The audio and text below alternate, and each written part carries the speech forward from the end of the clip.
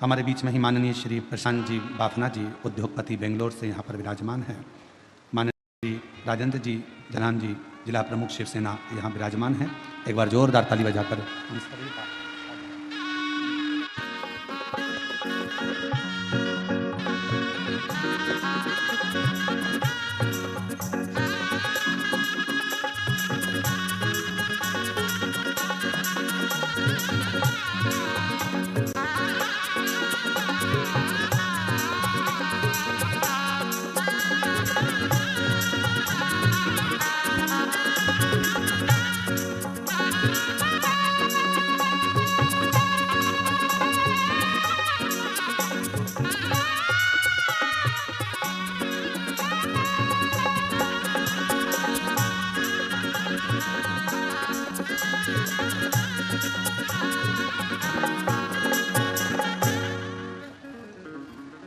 शंभु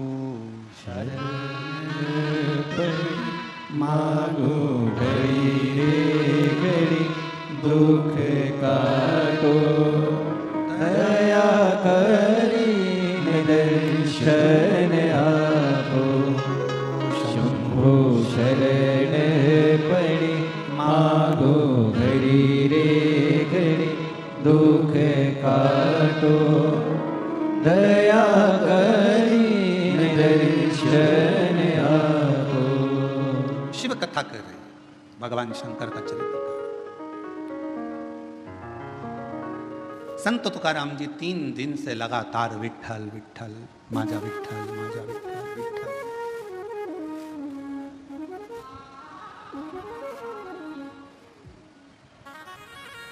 माजा विठ्ठल माजा विठ्ठल माजा विठ्ठल विठ्ठल। अब चौथा दिन हो गया। फिर संत तुकाराम जी से पूछा गया कि तुम हमेशा आते थे, दर्शन करते थे, भजन करते थे, कीर्तन करते थे, फिर चले जाते थे, पर अब 4 दिन हो गए तुम्हारे मुख से विठ्ठल विठ्ठल पांडुरंगा विठ्ठल विठ्ठल विठ्ठल बंद ही नहीं हो रहा।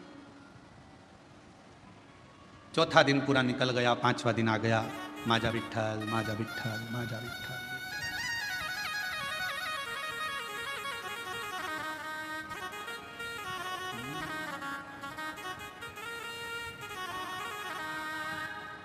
माझा विठ्ठल विठ्ठल विठ्ठला माझा विठ्ठल विठ्ठल विठ्ठला। 4 दिन निकल गए, 5वां दिन आ गया। अब कोई पूछने के लिए नहीं आया। अब संत तुकाराम जी से पूछने के लिए स्वयं हरि विठ्ठल मंदिर छोड़कर बाहर आ गए चौक में।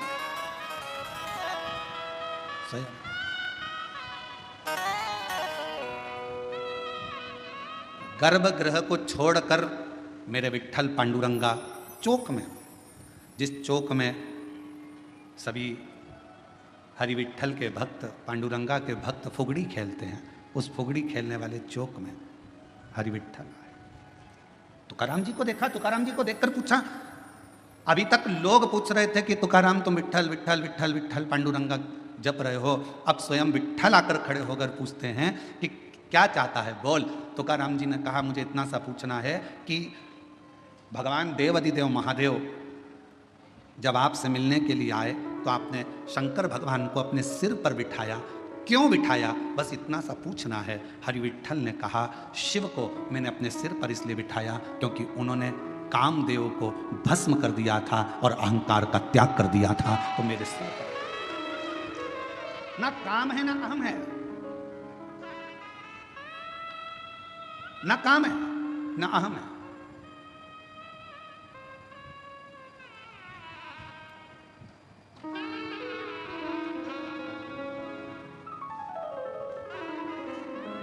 एक लाइन किसी की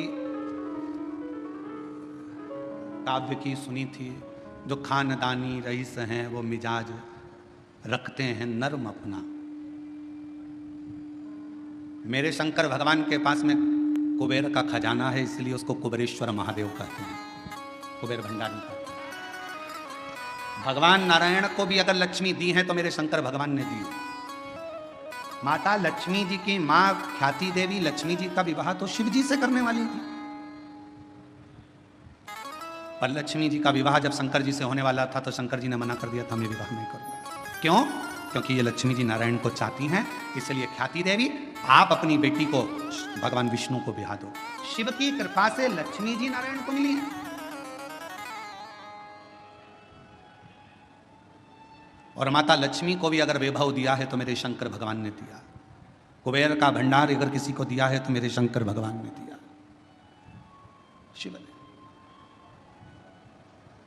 और शिव की नम्रता, मेरे भगवान शंकर की नम्रता, मेरे शंकर भगवान की शीतलता, करुणा कितनी विचित्र है।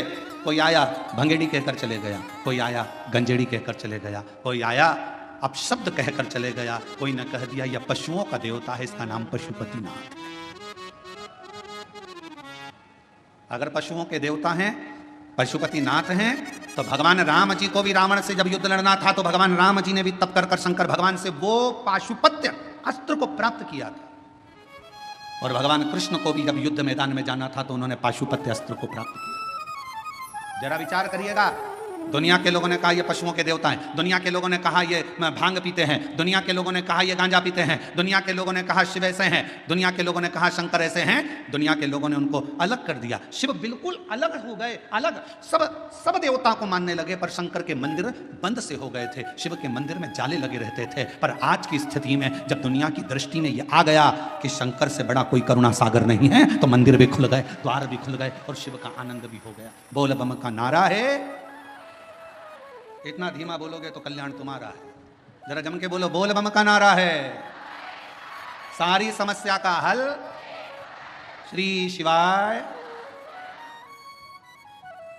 दुनिया की दृष्टि में आ गया कि शिव की नम्रता क्या है, दुनिया की दृष्टि में आ गया शिव की कोमलता क्या है, दुनिया की दृष्टि में आ गया कि शंकर की करुणा क्या है।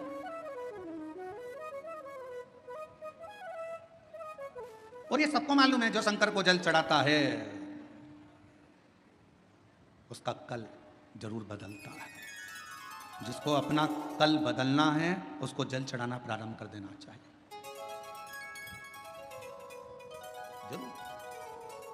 और तेरी कृपा का क्या है भरोसा, कब किस पर हो जाए, जरा सी हम पर कर दो, ओ जरा सी हम पर कर दो। जिस पर भी हो गई तेरी कृपा करुणा हो, भव पार हुआ, भव पार हुआ। पापी हो चाहे जितना उसका भी बाबा उद्धार हुआ, उद्धार हुआ। गिद्ध अजामिल गणिका जैसे तेरे मन को भाए, जरा सी हम पर कर दो, ओ जरा सी हम पर कर दो। तेरी कृपा का क्या है भरोसा, कब किस पर हो जाए, जरा सी हम पर कर दो। हमने कल भी कथा में कहा था, कोई पूर्वजों का पुण्य प्रबल होता है।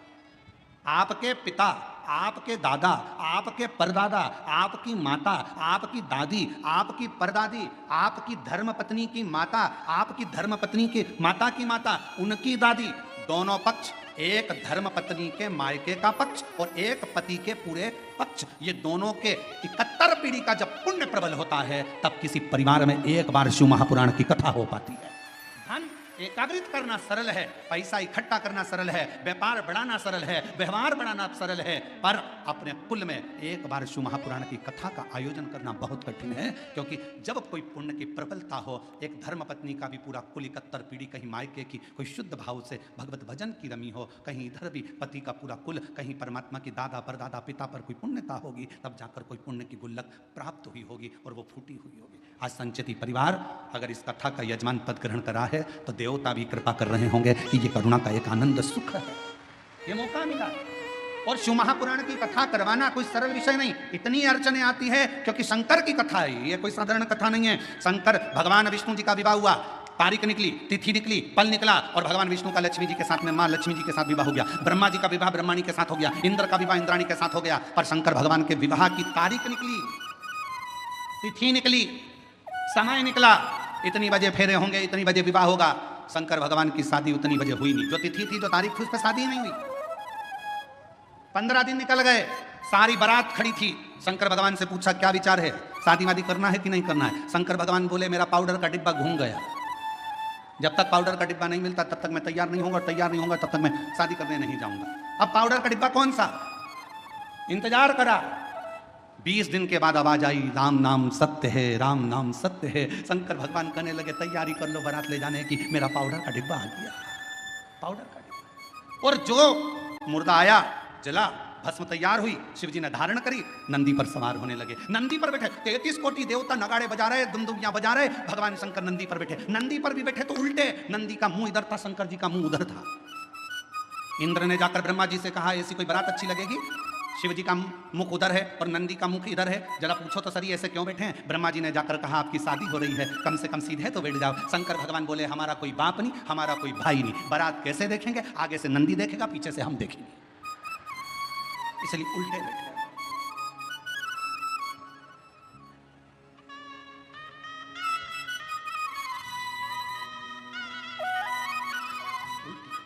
बारात थोड़ी सी दूर चली, और बारात थोड़ी सी दूर चलने पर जब शिव जी की बारात थोड़ी दूर पर चली, चलने के बाद में शंकर भगवान ने देखा मेरा एक गण साइड में पेड़ के ऊपर उल्टा टंगा हुआ है, मेरा भूत प्रेत उल्टा टंगा है। शिव जी ने उसको देखा, पूछा तू नहीं आया, उसने मुंडी हिला दी, टंगे ही टंगे उल्टा, मुंह टंगे टंगे, बोला मैं कैसे आऊँ, मेरे को किसी ने बुलाया नहीं, आऊँगा तो भगा देंगे। शंकर भगवान बोले चिंता मत करो, मैं बुलाता हूँ।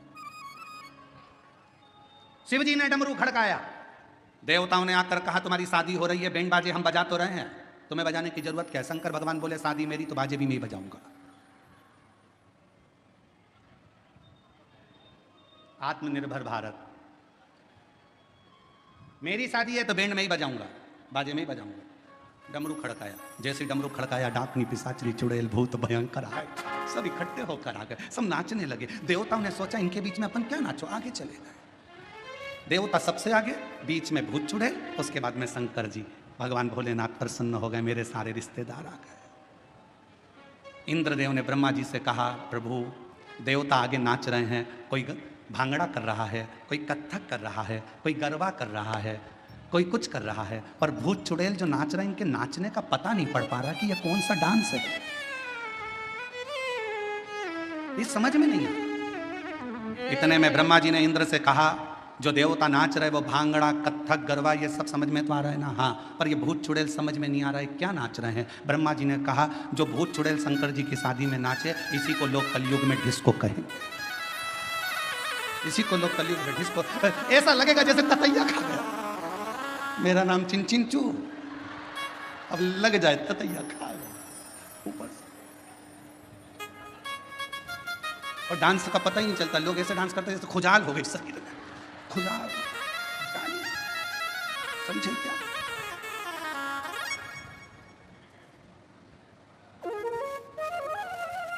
इसी को डिस्को, इसी को डिस्को। अब शंकर तो शिव है, अड़भंगे, सबको साधा मेरे शंकर ने, सब। शिव के पास कोई अहंकार की कोई भी एक परिभाषा नहीं, अहंकार का कोई संबोधन नहीं। भगवान पांडुरंगा हरिविठल से स्वयं संत तुकाराम जी पूछ रहे हैं कि शिव को आपने सिर पर बिठाया, क्यों? क्योंकि उन्होंने काम को जला दिया था, अहंकार को नष्ट कर दिया था। शिव के पास ना काम है ना अहम है, शिव के पास तो केवल एक राम नाम है, उसके सिवाय कुछ नहीं, कुछ नहीं। और कलयुग केवल नाम आधारा, सुमर सुमर ही पारा। कलयुग में केवल नाम की आधार शिला को जो समझ लेता है, अहम को त्याग नहीं। दुनिया की सबसे बड़ी बीमारी एक ही है, व्यक्ति का अहंकार। शुगर की दवाई बाजार में मिल सकती है, बीपी की दवाई बाजार में मिल सकती है, कमर दुखे तो दवाई बाजार में मिल सकती है, आंख दुखे तो दवाई बाजार में मिल सके, कान दुखे तो दवाई मिल सके, पर अहंकार की दवाई बाजार में नहीं मिलती है। अहंकार को समाप्त करने की दवा मेरे शंकर भगवान के पास है। मेरे वो ना काम रहने देता है ना अहंकार रहने देता है, दोनों का त्याग करवा दोनों।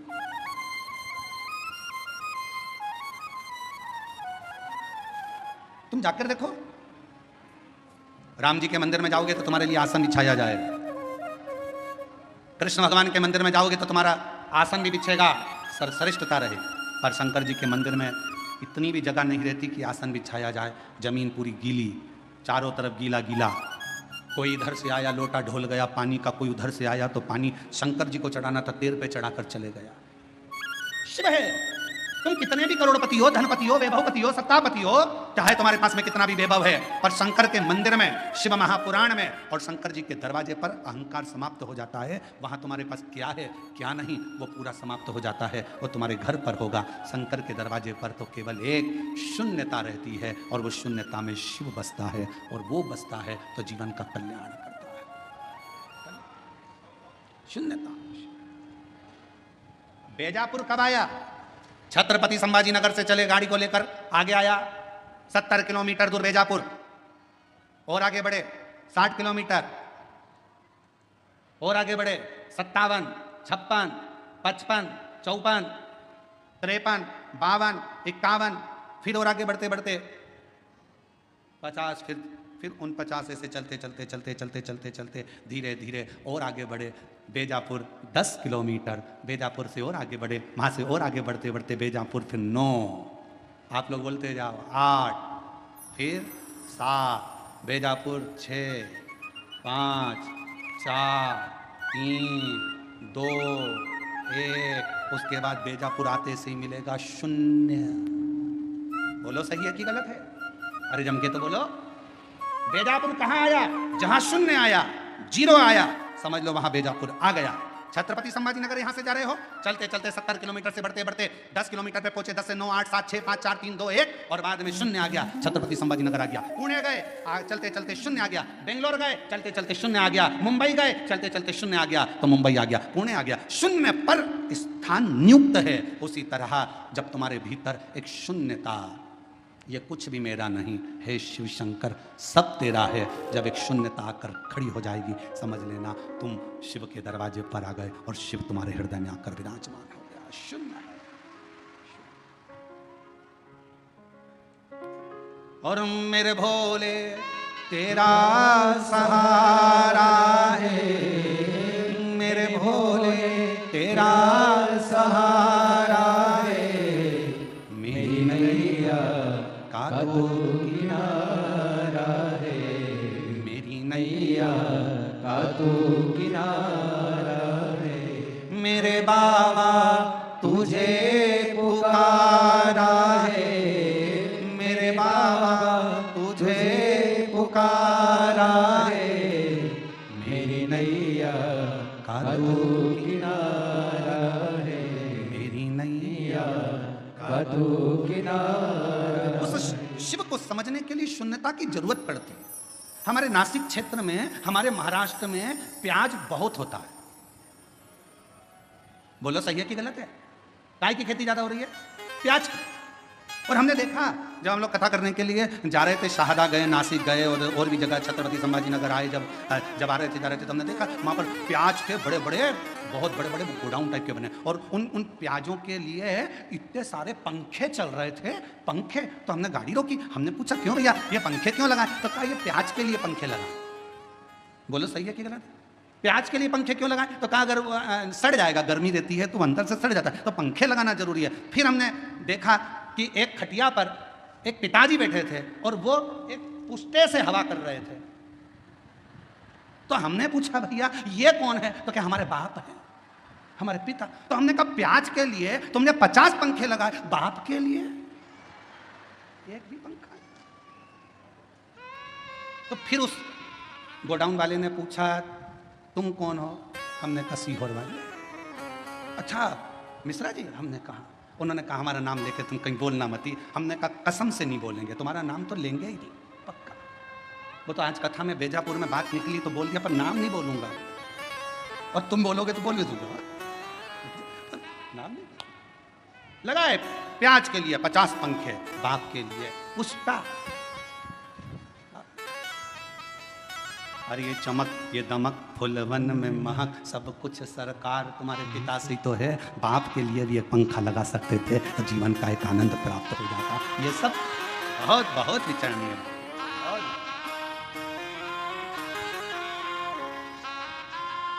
कभी मौका लगे तो हमारे सीहोर में आकर देखो, हमारे बाबा के धाम पर, कुबरेश्वर धाम पर, वृद्ध माताओं के लिए, बुजुर्गों के लिए, आम भक्तों के लिए जो वहाँ भोजन प्रसाद होता है, मेडिकल व्यवस्था होती है, चिकित्सा व्यवस्था होती है, बच्चों के लिए जिनके पास एजुकेशन का पैसा नहीं होता, उनके कॉलेज की फीस, स्कूल की फीस सब वहाँ से जमा होती है। बच्चों के पास जिनके पास किताबें कॉपियाँ नहीं होती, समिति उनको किताब कॉपी स्कूल की दिला देती है। उनकी ड्रेस नहीं होती तो ड्रेस दिला देती। तभी देखो भाव की मूर्ता, सारी डिग्रियां, सारा वैभव पृथ्वी वाले देखेंगे।